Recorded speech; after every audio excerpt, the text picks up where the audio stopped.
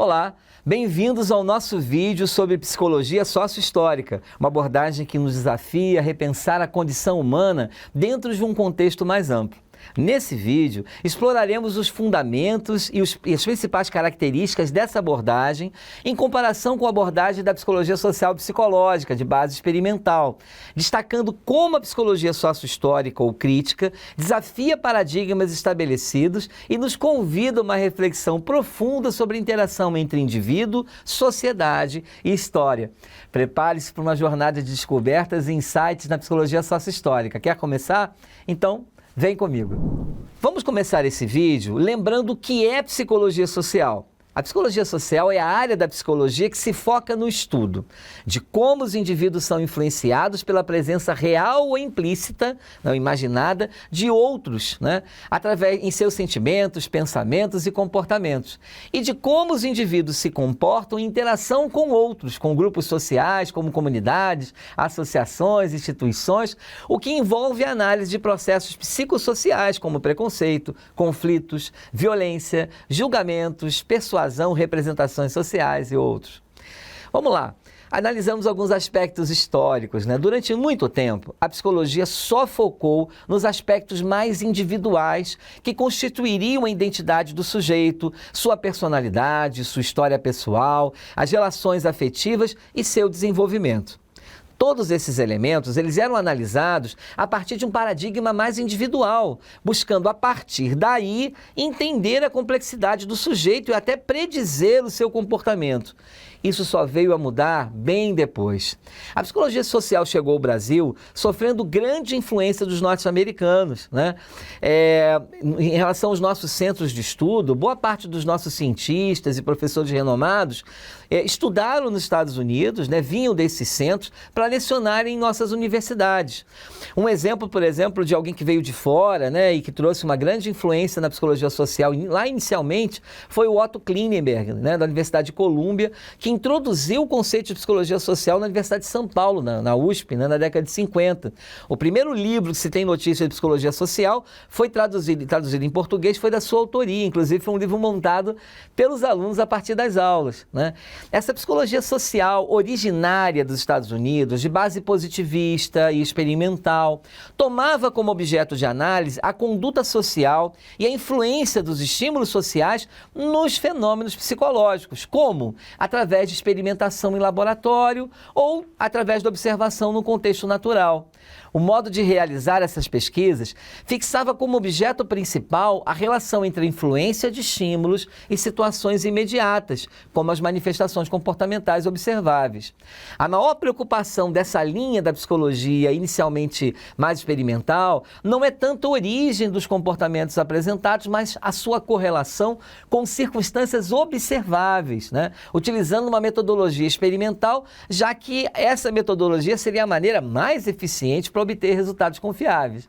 A psicologia social experimental atingiu seu auge com a publicação do livro Soldado Americano, em 49, que foi um estudo, vamos dizer assim, psicossociológico, referente ao período da guerra, que trata da adequação dos soldados, bem como da eficácia dos treinamentos sobre seu comportamento, uma psicologia social aí aplicada, à guerra.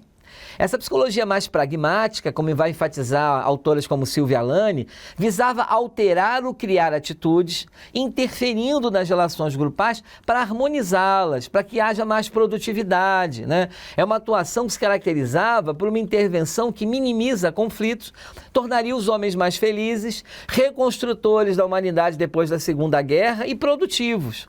Mais tarde, esse modelo de psicologia social, conhecido como psicologia social psicológica ou como psicologia social experimental, passa a assumir como principal objeto de estudo a cognição social, que vai se referir a como as pessoas processam, armazenam e aplicam informações sobre as outras em situações sociais.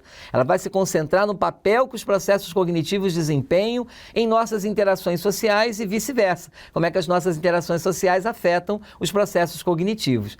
De fato, a maneira como pensamos sobre os outros desempenha um papel importantíssimo em como pensamos e sentimos o mundo ao nosso redor. No Brasil, o maior expoente dessa psicologia social mais experimental foi, sem dúvida nenhuma, Haroldo Rodrigues, né? Ele teve essa base norte-americana, estudou lá fora, no Kansas, e trouxe para o Brasil essa visão mais experimental da psicologia. Foi professor da PUC do Rio de Janeiro e constantemente se posicionava contrário, digamos assim, a uma psicologia social que estava nascendo de uma base mais politicamente atuante. Haroldo foi reconhecido por suas contribuições e convidado para ser o presidente da ALAPSO, Associação Latino-Americana de Psicologia Social, que surgiu nos anos 60 e que valorizava essa psicologia mais pragmática, mais experimental, de base americana. O que aconteceu? Tudo ia indo bem, até que nos anos 70, especialmente por conta das crises políticas, uma época que a ditadura começa a nascer no mundo, né? Especialmente, mas de uma forma muito particular na América Latina, quando as questões sociais e políticas começam a ganhar destaque, né? Começa a haver uma contestação, digamos assim, da maneira de se fazer psicologia. O mundo vivia regimes políticos ditatoriais, marcados por violência, censura, agravados por altos índice de miséria, de fome, e diante dessa triste realidade, né, o que aconteceu? Os conhecimentos de forma geral, as áreas de conhecimento, inclusive a psicologia não foi exceção, foi colocada na parede, foram colocadas no sentido de que elas dissessem qual é a responsabilidade que ela tem com o que está acontecendo. A psicologia não foi uma exceção. A psicologia, inclusive, chegou a ser acusada de ser uma ciência individualista, elitista, porque parecia ignorar o difícil contexto da realidade sociopolítica da época. Quando a psicologia foi chamada a se posicionar sobre o que estava acontecendo em relação à violência, ditadura, censura, miséria, né, e outros problemas que afetavam a nação, né, o que aconteceu? Eles pensaram assim, poxa, vamos lançar a mão da psicologia social. Se tem alguém, alguma área dentro da psicologia, né, que tem que se posicionar em relação a isso, é a psicologia social. Só que a psicologia social que existia, como a gente viu, era uma psicologia mais científica, de laboratório, de base mais cartesiana, que estudava os fenômenos sociais, o comportamento social, sem se preocupar com essas questões. Eram estudos em laboratório, né? E aí isso fez com que a psicologia fosse duramente criticada, especialmente a psicologia social, que se dizia social, mas que de social pouco tinha a oferecer. Como reação a essa psicologia social de base experimental, de influência norte-americana, né, de pouca relevância social, uma vez que não se preocupava com mudanças sociais, não olhava o sujeito histórico, né, estudava o sujeito como se ele fosse neutro, né, surge então uma outra psicologia social. A psicologia social sociocrítica ou sociohistórica, né? Se questionava nessa psicologia experimental a sua eficácia, a sua validade, a sua relevância, né? Uma psicologia social que não era social, e até mesmo o caráter ideológico dessa psicologia social que havia experimental, porque tinha uma ideologia americana muito arraigada, digamos assim, que favorecia o poder dominante. Né? O fato da psicologia social de até então estudar o sujeito de forma crítica, de forma ahistórica, né? Ver os fenômenos sociais apenas em laboratório, distantes de uma realidade mais atuante, dos problemas sociais vigentes, fez com que se colocasse em xeque a própria utilidade e a própria validade do que era feito em psicologia social, gerando uma crise na área sem igual até então.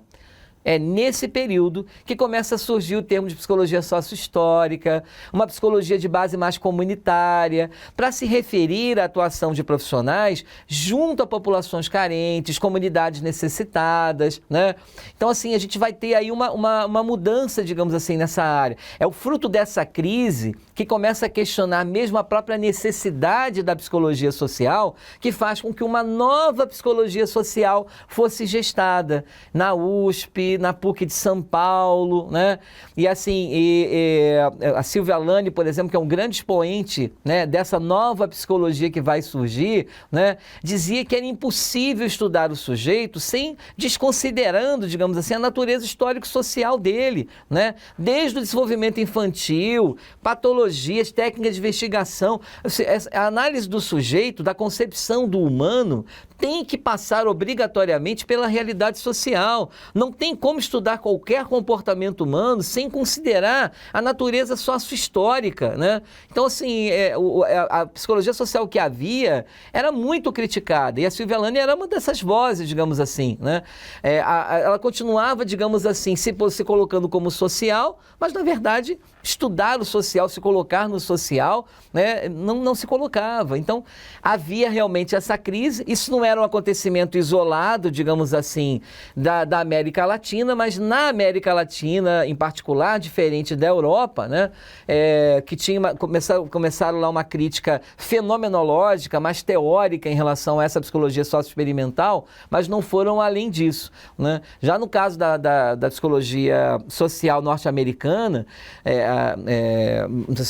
foi muito criticada porque se começou a surgir uma psicologia social latino-americana, né, que criticava os interesses da classe dominante, que dizia que o sujeito era produzido a partir de condições históricas, que questionava um conhecimento que não levasse em consideração esse sujeito político, histórico, social, né? Então, assim, foi uma crítica que nasceu na Europa, na Inglaterra, em Israel, mas certamente, né, foi na América Latina que ela se tornou mais intensa, mais concreta, né? A ALAPSO, que era a Associação Latino-Americana de Psicologia Social, defendia essa psicologia social mais experimental. E em rechaço a ela, como crítica a essa instituição, vai surgindo aí uma outra instituição, né, que focava menos na objetividade dos fatos, que não ignorava o ser humano em seu contexto real, que era chamada psicologia social, ou psicologia social crítica. Era uma psicologia social diferenciada, né, que tinha uma postura crítica e adequada à realidade dos países latino-americanos, né? É aí que surge essa psicologia mais de embate, uma psicologia mais interventiva, como reação a essa psicologia mais tradicional que havia antes. Ela foi tomando corpo, digamos assim, em congressos, em eventos, e depois, né, como a Sociedade Interamericana de Psicologia, onde houve um embate muito grande entre o Haroldo e a Silvia Lani, né, do tipo, o Haroldo dizia: o que você faz não é psicologia, é militância, né? E a Silvia Lani dizia para ele: e o que você faz não serve para nada, só fica no laboratório, né? Enfim, como pontos principais da crise da psicologia social estava a dependência teórico-metodológica, especialmente dos Estados Unidos, descontextualização dos temas abordados, simplificação e superficialidade de análises, ignorando uma série de variáveis sociais, a individualização do social na psicologia social, né, não era muito colocada, né, não era muito valorizada, né, assim como as preocupações da América Latina. Por exemplo, Martim Baró, né, que ele foi naturalizado el-salvadorenho, ele dizia que a psicologia social tinha que ser libertadora, tinha que ser transformadora, e não simplesmente experimental, né? E aí começou a surgir associações como a VEPSO, que era a Associação Venezuelana de Psicologia Social, aqui no Brasil a ABRAPSO, que vai ter como presidente a Silvia Lani, né? O Moscovici, Sérgio Moscovici, que era um ícone dessa contestação, né, vindo da Europa, né? Ele dizia que era necessário superar uma série de dicotomias, né, entre individual e social, externo e interno, que a gente tinha que ter uma visão bem mais abrangente do que seria aí essa psicologia social, contribuindo, né, para uma estruturação aí dessa nova psicologia social crítica que desse conta dos contextos sociais, né? O Martim Baró dizia: é preciso uma psicologia social para cada lugar, é preciso uma psicologia social que liberte os povos da opressão, mas para isso a psicologia precisa se libertar dessa opressão, dessa psicologia social tradicional clássica, né? Ou seja, se convidava o Martim Baró a pensar o papel do psicólogo na libertação dos povos, da construção de uma psicologia social pioneira, né? Mais atuante, mais dialética em relação à realidade. Por exemplo, a psicologia comunitária vai lá na comunidade, vê as suas necessidades, pensa junto com a comunidade transformações sociais, compreende diferenças culturais, entende a miséria, problemas do povo. Então, começou a se ter um posicionamento político dentro da psicologia social que não havia antes, como se isso fosse possível, digamos assim, elaborar uma prática de psicologia social desligada desse contexto sociocultural, né? O Martim Baró disse que isso era necessário, que seria a grande contribuição da psicologia social, seria essa psicologia da libertação, mas para isso eu tinha que se libertar dessa opressão da psicologia social clássica. E até hoje a gente convive, né, com essas duas psicologias sociais, a psicologia social de base mais experimental, clássica, e essa psicologia mais interventiva, psicologia social, sócio-histórica, também chamada de sócio-crítica, ou psicologia social, comprometida com os sofrimentos e com as esperanças do povo, digamos assim, tá? No Brasil, a Silvia Alane certamente será a grande expoente desse processo, não só por ter sido presidente da Abrapso, ter gerado a Abrapso, mas também por ter buscado fomentar pesquisas, estudos, viajou a América Latina atrás de metodologias que dessem consistência a essa nova psicologia social que ia surgindo, e hoje a gente convive com essas duas psicologias sociais. Então, pelo que a gente viu, né, essa nova psicologia sócio-histórica, ela requer que a gente considere de forma aprofundada o contexto social, o contexto histórico e cultural da formação do ser humano onde a gente vive. Não é possível, dentro da ótica da psicologia sócio-histórica, né, uma psicologia desligada dessa realidade social, né? Fazer isso seria quase que criminoso, né? Porque seria matar, digamos assim, uma atuação muito mais ética, comprometida, política, transformadora que a psicologia social enseja. E eu vou ficando por aqui, esperando que você tenha entendido o surgimento e a importância da psicologia sociocrítica para a psicologia social e para a psicologia de uma forma geral. Um forte abraço a todos, sucesso, bons estudos!